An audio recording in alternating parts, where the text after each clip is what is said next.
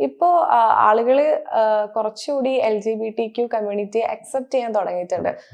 ഹോർമോണലി അവരങ്ങനെയാണ് സൃഷ്ടിക്കപ്പെട്ടിരിക്കുന്നത്. അവർക്ക് സ്ത്രീകളോട് ആകർഷണമുള്ള സ്ത്രീകളുണ്ട്, പുരുഷന്മാരോട് ആകർഷണമുള്ള പുരുഷന്മാരും ഉണ്ട്. പക്ഷെ ഇതല്ലാതെ എന്തെങ്കിലും ട്രോമാറ്റിക് എക്സ്പീരിയൻസിലൂടെ അവർ ഹോമോസെക്ഷൽ ആകുന്ന അത്തരത്തിലുള്ള പേഷ്യൻസ് ഒക്കെ വന്നിട്ടുണ്ടോ? അങ്ങനത്തെ പേഷ്യൻസ് ഉണ്ട്. അതായത് ഈ ട്രോമ കിട്ടി, അതായത് ചെറുപ്പത്തിൽ ഞാൻ ആദ്യം പറഞ്ഞതുപോലെ ഇപ്പൊ ബാല്യകാലങ്ങളിൽ ഒരു 2 വയസ്സ് വരെ ഒരു കുഞ്ഞുണ്ടായി കഴിയുമ്പോൾ അതിന്റെ സെക്സ്വൽ ഫോർമേഷൻ അമ്മയാണ്. കാരണം അമ്മ ആ കുഞ്ഞ് ഇവർ രണ്ടും ഒറ്റ ശരീരം എന്ന ഒരു ബിലീഫ് സിസ്റ്റം ആയിരിക്കും കുട്ടിക്ക് ഉണ്ടാവുക. 2ാമത്തെ വയസ്സ് തൊട്ട് ഒരു 10-12 വയസ്സ് വരെ ആയിരിക്കും അത് വേറൊരു ലൈഫാണ്, ഞാൻ പുതിയൊരു വ്യക്തിയാണ്, വേറൊരാളാണെന്നുള്ള വിശ്വാസം ഉണ്ടാവുക. ആ സമയത്ത് ഒരു ഫാദർ ഫിഗർ കയറി വരും. എല്ലാവരുടെയും മനസ്സിലുണ്ടാകുന്ന സംഭവം ഒരു ഫാദർ ഫിഗർ കയറി. അപ്പോൾ നമ്മൾ മസിൽമാൻ എന്നുള്ള ഒരു ഫീല് കുഞ്ഞുങ്ങൾക്ക് ഡെവലപ്പ് ചെയ്യും. ഇതിന് ശേഷമായിരിക്കും ഇതിനെ പറ്റിയുള്ള തോട്ട്സ് വരിക. അപ്പോൾ അവർക്ക് ഫിസിക്കലിയും ഇമോഷണലിയും സെക്സ്വൽ ഡിസൈർസ് അവർക്ക് വന്നിട്ടുണ്ടാവും.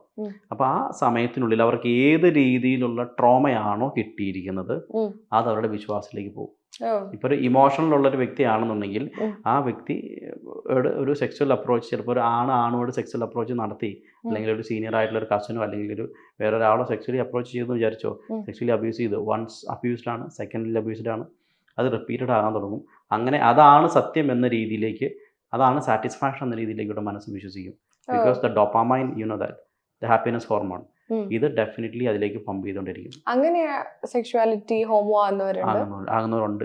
അത് അവരുടെ അവസ്ഥയാണ്, പറഞ്ഞിട്ട് കാര്യമില്ല. കാരണം അവർക്ക് ഇതിനകത്ത് പുറത്ത് ചാടണമെന്ന് ആഗ്രഹമുണ്ട്, പക്ഷേ ഉള്ളിൽ ഡോപാമൈൻ അറിയാലോ, ഇതൊരു റിവാർഡ് എക്സ്പെക്ട് ചെയ്യുന്ന ഹോർമോണാണ്. അതായത് എപ്പോൾ ഒരു സന്തോഷം കിട്ടിക്കഴിഞ്ഞാൽ അതിന് വീണ്ടും വീണ്ടും കിട്ടാൻ വേണ്ടി ഇത് വീണ്ടും പമ്പ് ചെയ്തുകൊണ്ടിരിക്കും. അപ്പോൾ അതേപോലെ തന്നെ അതിലാണ് സാറ്റിസ്ഫാക്ഷൻ എന്ന വിശ്വാസം വരികയും അത് മനസ്സിൽ കിടക്കുന്ന വിശ്വാസമായതുകൊണ്ട് പിന്നെ ആ ടൈപ്പ് ഓഫ് ആളുകളുമായിട്ട് റിലേഷൻഷിപ്പിലേക്ക് പോകും.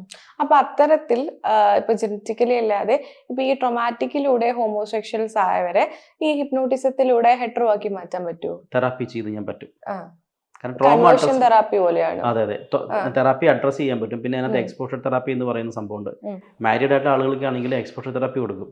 അത് ഫണ്ണായിട്ട് എക്സ്പീരിയൻസ് ചെയ്യേണ്ട, ഇമോഷണലി നമ്മൾ അവരെ ഹിപ്നോട്ടൈസ് ചെയ്തിട്ട് എക്സ്പോഷർ ചെയ്യിപ്പിക്കും.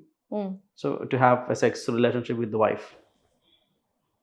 അതിനുശേഷം അത് ഡയറക്റ്റ്ലി ചെന്ന് കഴിയുമ്പോൾ ദേ ക്യാൻ ഈസിലി അപ്രോച്ച്. ഇതൊക്കെയാണ് ഹിപ്നോസിന്റെ പോസിറ്റീവ് സൈഡ്. ഹാലുസിനേഷൻ എന്നൊക്കെ പറയുന്നത് പോലെ തന്നെ ദിസ് ഇസ് പോസിറ്റീവ്. അത് യൂസ് ചെയ്യണം. നമ്മുടെ നാട്ടിൽ അതിനെപ്പറ്റി പറഞ്ഞു തരുമ്പോൾ പെട്ടെന്ന് വേറെ തെറ്റിദ്ധരിക്കപ്പെടുന്ന ആളുകളുണ്ടാകാം. But that is a fact.